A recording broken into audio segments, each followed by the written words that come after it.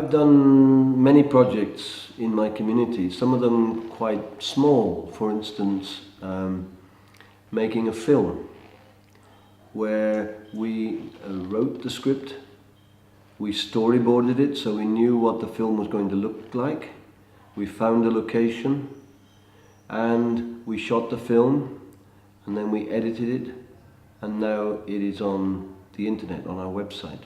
So that's a very pleasurable activity because people are learning new skills.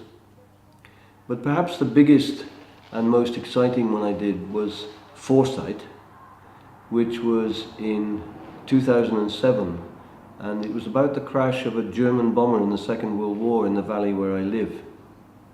The local people who'd lived there all their lives knew about this, but of course many of the people who'd moved in did not. So we researched it. We went with metal detectors to the place where the bomber crashed. We found pieces of metal. We contacted the families of German airmen, all of whom were killed, and we talked to them and researched through them. And then we took 2.5 years to make the production, because from the research I chose certain aspects of the incident. And then an ex-policewoman who'd never written a play in her life worked in a workshop with a theatre director, one of my ex-students, and she wrote an embryonic scene. And over 2 years I helped her make that embryonic scene into a full-length play. The play was performed in a marquee in a field close to where one of the German airmen fell dead.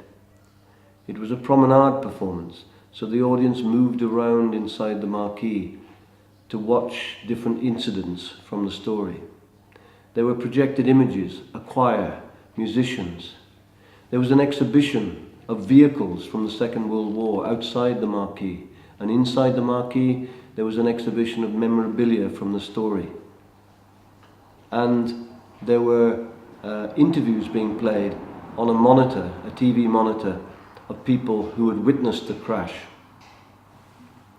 And then, at the end of the play, the audience left the marquee and went out to the edge of the river Tail.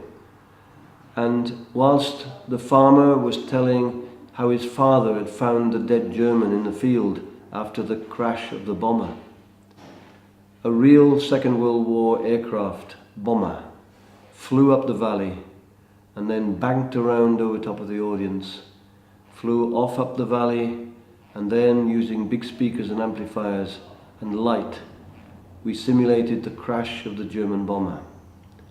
There were over 400 people standing in the field, and you could hear a pin drop. It was one of the most effective and dramatic moments of my theatre career. And that's why I remember it with great pleasure, that we made that happen as a community, with a real aircraft flying overhead. And people still talk about the play.